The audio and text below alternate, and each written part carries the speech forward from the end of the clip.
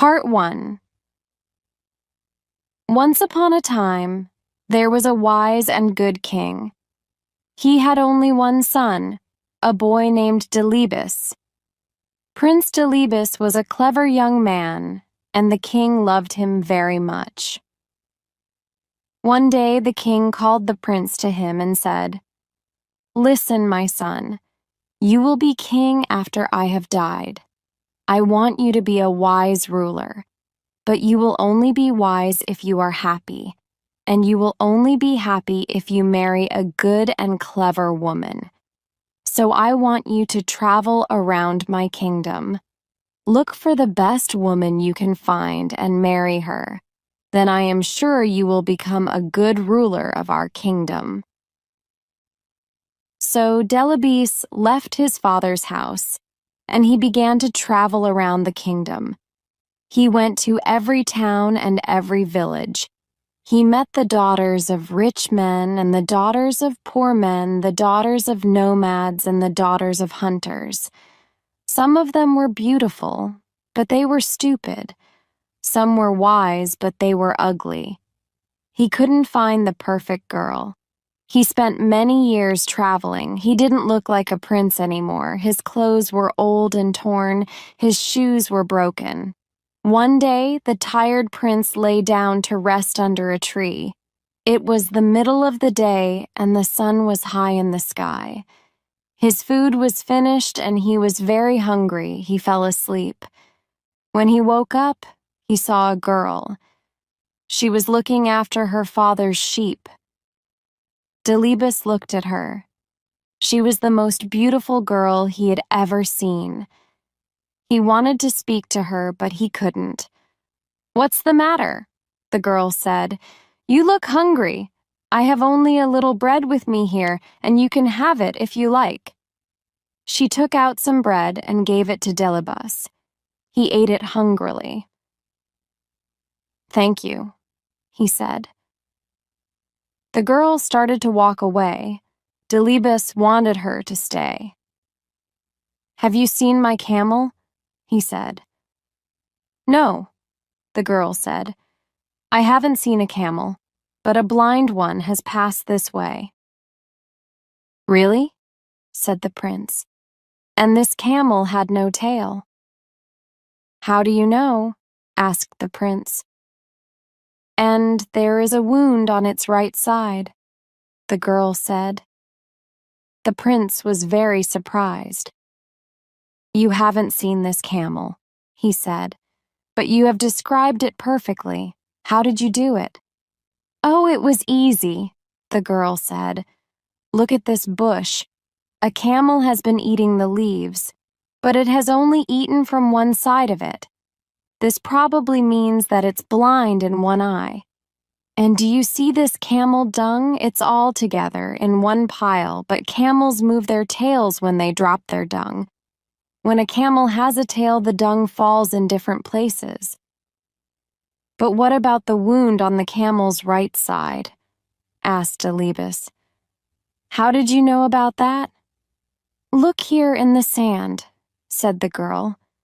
"A camel has been rolling here, but it has only rolled on its left side. This means that its right side must be wounded." "I've found the girl I'm looking for at last," the prince said to himself. "Please," he said to the girl, "tell me your name." "My name is Hariri," she said. "And what is your father's name?" "Nakrusa." "Where does your family live? Where can I find them?" "Down there," said Hariri, and she pointed to the village in the distance. "I'll come back very soon," the prince said, "and speak to your family, but first I must go home. I must tell my father. I've found the girl I want to marry." Delibis hurried back to his father's house. "Father," he said, "I've found her. She's the wisest and most beautiful girl in your kingdom." His father smiled. "That's good, my son, but don't be in a hurry. Find out more about the girl, meet her family, talk to them. So Delibis began the journey back to Hariri's village. On the way, he met Nakrusa, Hariri's father. "Let's walk together," he said to the old man. "Very well," Nakrusa said. It was a long way to the village. The path was rough and stony, and the sun was hot. Nakrusa and Delibis walked together, but they didn't speak. At last, Delibis said, "The journey is too long, and we are both tired. Let's make it easier. Why don't you carry me? Or, if you like, I will carry you. Then the time will pass more quickly." Nakrusa looked at Delibis, but he didn't say anything. What a crazy idea, he thought. What a stupid young man. They walked on, but they still didn't speak. After a while, they passed some young men. They were looking after a herd of 100 cows. "Old man," said the prince, "who do these cows belong to?" "They belong to my cousin," said Nakrusa. "He's a very rich man." "Rich?" The prince laughed. "No, he must be poor. I'm sure he's a poor man. I'm sorry for him." Nakrusa shook his head. What a strange young man, he thought. He's sorry for a man who has 100 cows. A little later, they passed another herd of cattle. There were 10 cows and 1 bull. "Whose cattle are these?" Delibis asked. "Oh, they belong to my neighbor," said Nakrusa. "He's only a poor man." "Poor?" said the prince. "I don't think so. I think he's rich. Yes, he's certainly a rich man." This young man is crazy, Nakrusa thought. They walked on over the hills until they came to a valley. There was a field of wheat in the valley. It was already yellow and ready for the harvest. "Is this wheat free so that travelers can eat it?" asked Delibis. "Free?" said Nakrusa. "What do you mean free? Of course it isn't free. It belongs to the farmer." "I don't understand this boy at all," he said to himself. The sun was going down now. It was nearly evening. At last, they could see the village in the distance. Some people were coming out of the village. They were carrying the body of a dead man. They were taking him to the cemetery. "Who has died?" Delibis asked Nakrusa. "Who was this man?" "He was a good old man," Nakrusa answered. "I knew him well." "And will his name be buried with him?" asked Delibis.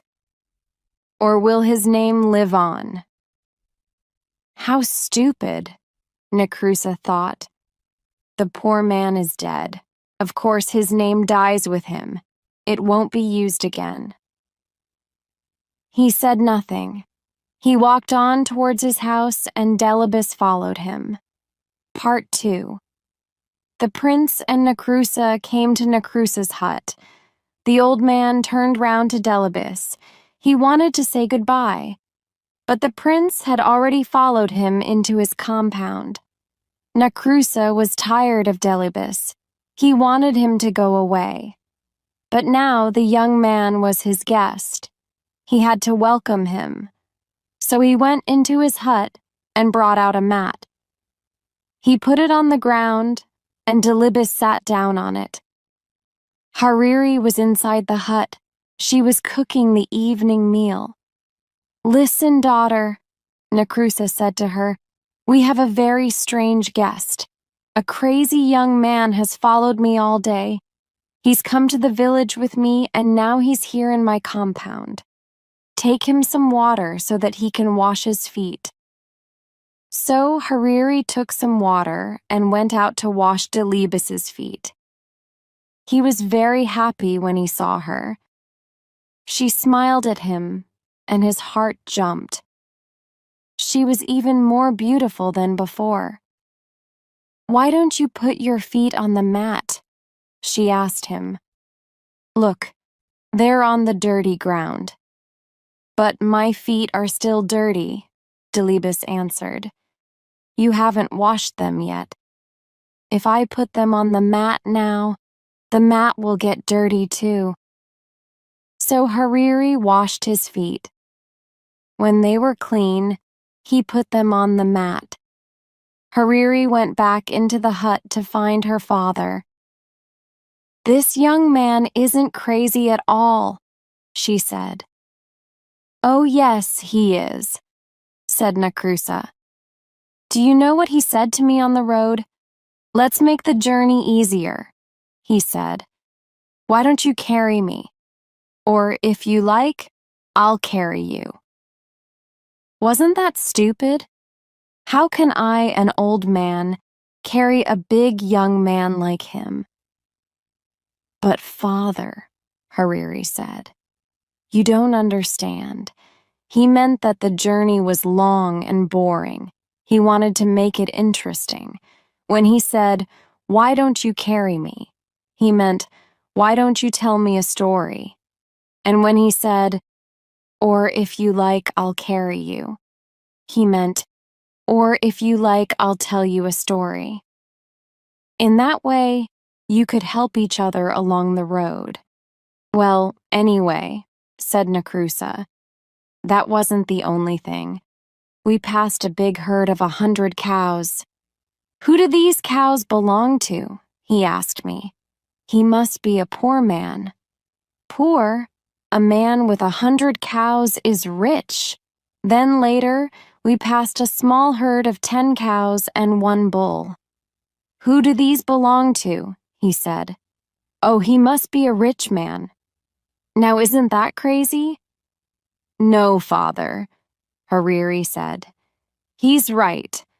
The man with 100 cows is rich now, but he won't be rich for long.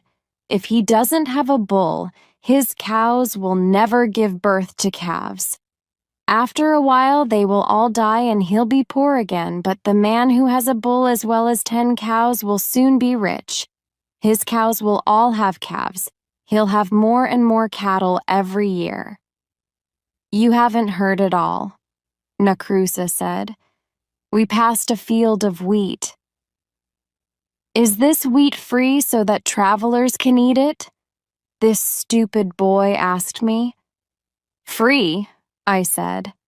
"Of course it isn't free. It belongs to the farmer, only he can eat it." "But father," said Hariri, "who is the farmer? Is he a generous man? Does he give food to the guests and travelers who come to his hut?" "Yes," said Nakrusa. "I know the man. He's a good man. He's always kind to guests and travelers." "And does he ask them to pay for their food?" asked Hariri. "Of course he doesn't," Nakrusa answered. "What kind of man asks his guests to pay for their food?" "Then the young man was right," Hariri said. "The wheat is free. Travelers can eat it without paying." "Well, perhaps," Nakrusa said. "But listen to this. While we were coming into the village, we passed a funeral. A crowd of people were taking a dead man to the cemetery. And do you know what this poor fool said? Will his name be buried with him, or will it be used again?" "Oh," said Hariri, "that's easy to understand. He was asking you if the man had a son. The father's name lives on in his son. It's not buried with him. It's used again and again." Nakrusa was tired of talking to his daughter. He went to talk to her uncles. "My daughter's crazy," he said. "You have seen that strange young man sitting outside my hut. He asks all kinds of stupid questions. But my daughter likes him." "Does she?" said Hariri's uncles. That's good. Your daughter isn't a child now. She must get married soon. Why don't you let her marry him? He looks like a good man to us." "Oh, very well," said Nakrusa. "But it's all so strange. I can't understand it at all. They're both crazy." Hariri heard her uncles and her father. She was very happy. "He's so handsome," she said to herself, "and so clever. He's the best young man I've ever seen." Delibis was still sitting outside the hut on the mat. He heard Hariri's words. He was very, very happy. Part 3. The wedding was soon arranged. Delibis hurried back to his father, the king. "Hariri is a wonderful girl," he said. "The best girl in all Afar." "I am very happy for you, my son," the king said. "Send camels and cattle for the feast. Take some servants and all my armed men. Go to her house and marry her. Then bring her back to the palace." "Oh no, father," said the prince. "She doesn't know that I'm the king's son. I don't want to tell her yet. I won't take any armed men with me. When I go to her house, I'll take only one servant. She'll think I'm a poor man. If she marries me, I'll know she really loves me." The king smiled. "Very well, my son," he said. "Go, but come back soon. I want to meet my new daughter." It was a long way from the king's house to Nakrusa's village. The prince and his servants started their journey early in the morning, but they walked all day. The sun rose higher and higher in the sky. It became hotter and hotter. "I'm very hot and very, very thirsty," Delibis said. "I must have a drink." "That's all right, sir," the servant said. "Look, we're coming to a water hole. You'll find some water there." They came to the water hole and Delibis looked down into it. The hole was deep. The water was a long way down. "Climb down and fill my water bottle," Delibis said to his servant. "Oh no, sir, I can't do that," the servant said. "I don't want to fall and break my neck." So Delibis climbed into the water hole himself. He drank the cool, clean water and filled his bottle. Then he looked up at his servant. "Pull me up," he shouted. But the servant laughed at him. "Pull you up?" he said. "Why? You fool! I'm going to be the master now." He picked up a big stone and lifted it above his head. "He's going to throw it down and kill me," thought Delibis. "Wait a minute," he shouted. "Don't kill me. You'll never escape. Someone will soon find my body. They'll tell my father, and he'll send his men to kill you. I've got a better idea." The servant put the stone down. "What do you mean, a better idea?" he said. "We'll change our clothes," said Delibis. "You take my clothes and I'll take yours. You can be the master and I'll be the servant." The servant laughed. "That's a stupid idea," he said. "If I pull you out of the water hole, you'll kill me. I know you will." "I won't kill you, I promise," said the prince, "and I won't tell anyone that you're my servant." The servant picked up the stone again. "I don't believe you," he said. "Get ready to die." "Very well," the prince said. "But don't you want to marry the most beautiful girl in Afar? How will you find her father's house?" "Only I know the way." The servant thought for a moment. "Do you really promise?" he said. "You won't kill me? You'll be my servant and I'll be your master?" "Yes," answered Delibis. "You know me. I always keep my promises. All right, the servant said, and he pulled Delibis out of the water hole. They changed their clothes. The prince took the servants, and the servant took the princes. Then they walked on along the road. At last they came to Nacrusa's village. Everything was ready for the wedding. The women were cooking a wonderful feast. Guests were arriving, people were singing and dancing. Hariri couldn't wait to see the face of her dear Delibis. She looked out of her hut, but there was the servant, dressed in Delibis's clothes. "This man isn't my husband," she said. "I've never seen him before." "Don't be a fool," her father said. "Look at his clothes, his dagger, and his shoes. He was wearing them when he came here before." "But my husband is a clever man," said Hariri. "This man looks like a fool. Let me ask him some questions." "Oh, very well," Nacrusa said. "But be quick. The guests are waiting. The wedding must begin." So Hariri came out of her hut and spoke to the servant. "Tell me," she said, "what is the heaviest thing a man can carry?" The servant frowned. "The heaviest thing?" he said. Let me think. A camel's heavy. No, a fallen tree is heavy. Ah, I know. A grinding stone.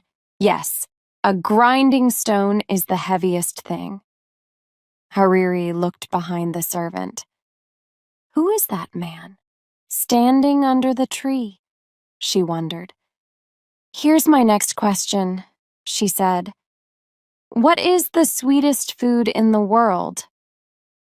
"The sweetest food," the servant said.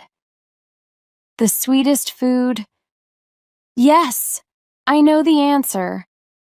The sweetest food is honey." Hariri was watching the man under the tree. He was coming towards her now.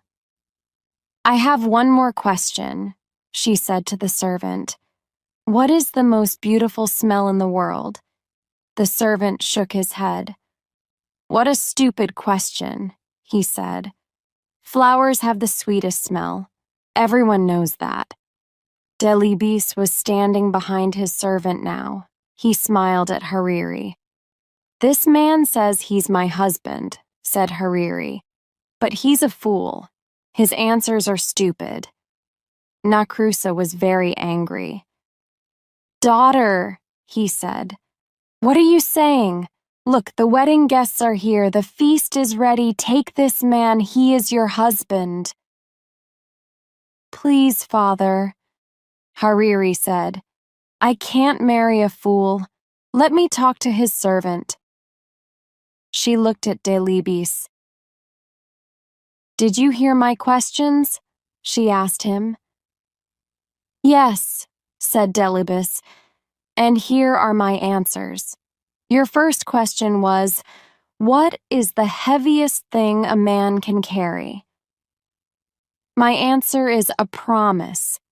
A promise is a very, very heavy thing. For me, just now it's the heaviest thing in the world. Next you asked, what is the sweetest food? I know the answer to that question. I was alone once in the desert. I had no food. I nearly died of hunger.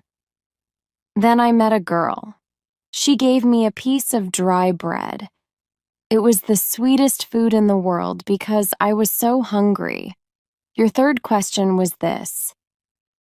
What is the most beautiful smell? I can answer that one too. It is the smell of the skin on the neck of your baby son. I don't have a son yet, but one day, God willing, he will give me a wife, and one day, God willing, she will give me a son. Hariri laughed and clapped her hands.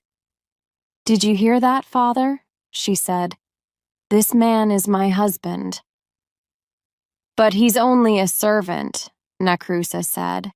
I'm tired of all this nonsense, Hariri. I'm your father. You must obey me. Marry the master, not the servant. Hariri went and stood beside Delibis. Master or servant, this is the man I will marry, she said. The servant was frightened when he heard this. He fell down on his knees. Oh, please, please forgive me, he said to Delibis. I was a fool. Don't tell the king, your father. The king? Your father is the king? Nakrusa said to Delibis. My dear boy, this is wonderful. Hariri, my child, you are right, of course. This is the right man for you. I always knew you were a clever girl. You're going to marry a prince. Where are the singers? Is the food ready? Let the marriage begin. Part 4. The wedding was a happy one. Everyone ate and sang and danced. Only Delibis's servant wasn't happy. He went out of Nakrusa's compound and ran away. They never saw him again. The next day, Delibis and Hariri began the journey back to the king's house. Everyone there was very happy to see them. The king liked his daughter-in-law at once. My son, you have chosen well, he said to Delibis. Now I know that one day you will be a wise and happy ruler. After a year, Hariri had a son. Delibis was very happy. He took his son in his arms. He smelled the skin on the baby's neck. It was the sweetest smell in the world for him. Hariri smiled at him. I have given you a son, she said. Now I want you to give me a promise. Yes, of course, said Delibis. What is it? I'm always frightened when you go out at night, Hariri said. There are bad men in the town and the wadi is the most dangerous place. Please don't go to the wadi in the evening when the people and the animals have returned to the town. Promise me. I promise, said Delibis. And so Delibis and Hariri lived happily for many years. They had 7 sons and 7 daughters. The old king died and Delibis became king. He was a wise and good ruler. The years passed. One day, when Delibis and Hariri were old, a servant came to Delibis. The camels have returned from the wadi, he said, but one of them is lost. Delibis forgot his promise to Hariri. I'll go myself and look for it, he said. It was dark outside. There was only a half moon in the sky. Everything was quiet. There was nobody at the wadi now. Everyone was at home in their own houses. Suddenly, 4 men jumped out from behind a tree. Give us your money, shouted one. Give us your clothes, shouted another. The third man came close to Delibis and looked at his face. Let him go, he said to the others. It is the king. What? The fourth man said. Yes, quick, let him go. But the first 2 robbers laughed. Let him go, they said. Are you crazy? He'll send his soldiers after us. They'll catch us and kill us. No, we must kill him now. They began to argue with each other. Kill him, the first 2 robbers said. Let him go, said the others. The first 2 robbers were the strongest. We must kill you, they said to the king. We want to save our own lives. Give me one last wish before I die, the king said. Very well, said the robbers. What is it? Go to my house, Delibis asked them. Tell my wife that you saw me near the wadi. Say to her, there's a black cow in my herd of cattle. Its horns are too long. It will put out the eyes of the other cows. Take it out of the herd." "Is that all?" asked the third robber. "No," answered the king. "Tell her this. There's a black mat on the roof of my house. Take it away. Put a white mat there in its place." "Is there anything else?" said the fourth robber. "Yes," Delibis answered. "I have 4 camels. Tell my wife to keep 2 of them, but tell her to let 2 of them go." "Have you finished now?" the first robber said. "Yes," said Delibis. "Then you must die," the first robber said. And so the robbers killed Delibis. They took his body and threw it under a tree. "Come on," the first 2 robbers said. "We must run away." "No," said the third and fourth robbers. "We must take the king's message to his wife. We promised." "Are you crazy?" the first robber said. "She'll know that we killed him. Her sons will kill us." "But she doesn't know that he's dead," the third robber said. "Nobody knows that he's dead." So the 4 robbers went to Delibis's house. They asked to see the queen. She was talking with her 7 sons. They were all carrying spears. The first robber walked boldly up to the queen. "I have a message for you," he said, "from your husband, the king." "Where did you meet him?" Hariri asked. "At the wadi," the robber answered. The queen put her hand over her mouth. Her eyes opened wide and she looked at the robbers. Her sons moved towards her. "Is my husband well?" she asked. "He's fine," laughed the robber. "We left him under a tree. He'll be home soon." "And what was his message?" Hariri asked. The first robber told her the words of the king. When he finished, Hariri said to her sons, "Catch these men." "Why?" her eldest son asked. "They have only brought some messages from our father." The robbers were already running out of the compound. "Quick, quick, don't let them escape," shouted Hariri. Her 7 sons ran after the robbers and caught them. They brought them back to the queen. She was crying. "What's the matter, mother?" her eldest son asked. "Didn't you understand your father's message?" said Hariri. "Listen, this is what it means. Take the black cow out of the herd of cattle," he said. "It will put out the eyes of the other cows." This means that your father doesn't want the crows to eat his eyes. He wants us to bury his body. "You mean our father's dead?" her sons asked. "Yes," said Hariri. "This is his second message. Take away the black mat on the roof. Put a white one there. He is dead, and he wants me to put white clothes on for him." "It was these men who killed my father!" shouted one of the sons, and all of them lifted their spears. "Wait," said Hariri. "There was one more message." "Keep 2 of my camels," your father said, "but let 2 of them go." This means that 2 of these men killed him, but 2 tried to save his life. The robbers fell down onto the ground.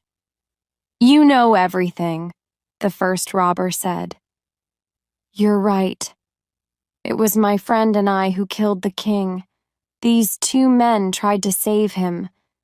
"Kill the murderers!"